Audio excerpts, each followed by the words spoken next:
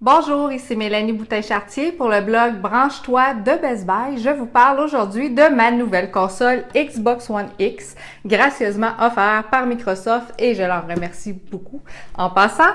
Donc, dans la boîte, ce qui était très intéressant, on a évidemment la console, on a aussi la manette, la nouvelle manette redessinée de Microsoft que j'aime beaucoup en passant par rapport à la première console, notamment derrière ici avec son fini texturé qui permet d'avoir une meilleure prise en main, surtout quand on joue de façon prolongée. La première console, je trouvais qu'elle glissait un petit peu. Celle-là, elle a vraiment une meilleure prise. On a aussi, de façon vraiment, là, la présentation est sublime. On a les classiques Xbox Live Gold, donc un accès de 14 jours en essai et un mois aussi de Xbox Game Pass. Xbox Game Pass qui est, dans le fond, une librairie virtuelle d'à peu près une centaine de jeux quand on est abonné où on peut accéder de façon illimitée.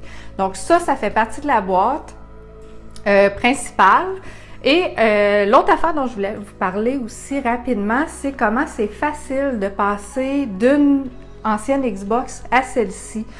Moi, je passais de ma Xbox One originale que j'avais achetée au lancement dans le temps et vraiment pour ma Xbox One X, le transfert s'est fait en 1 heure. Je vous explique rapidement comment ça fonctionne. En fait, c'est qu'on prend un disque dur externe. Moi, ici, j'en ai un de 1 Teraoctet, 1 ou 2 Teraoctets, je me souviens plus. USB 3.0, c'est très important. Donc, on transfère tous nos jeux de la Xbox sur le disque dur externe et on transfère aussi nos paramètres d'utilisateur. Donc, on va dans les paramètres système de la console originale et on transfère le tout ici. Ça se fait rapidement en quelques clics. Donc, une fois que c'est fait, on branche le disque dur externe dans la nouvelle console. La nouvelle console, il faut qu'elle soit neuve. Donc, on branche le disque avant même de l'allumer pour la première fois. Donc, une fois que c'est fait, on l'allume et la console va partir sa configuration initiale, l'initialisation vraiment de la console à partir de nos paramètres à nous. Donc, ce que ça va faire, c'est que ça va faire un miroir des paramètres qu'on avait jusqu'à la nouvelle console, ce qui est vraiment impressionnant. Par exemple, moi, dans mon menu d'accueil, j'avais changé la couleur et j'avais ajusté un peu la disposition de mes icônes et tout ça a suivi, ça s'est conservé. Ça a même conservé ma connexion Internet sur le Wi-Fi, donc j'ai pas eu besoin de rentrer mon mot de passe à nouveau.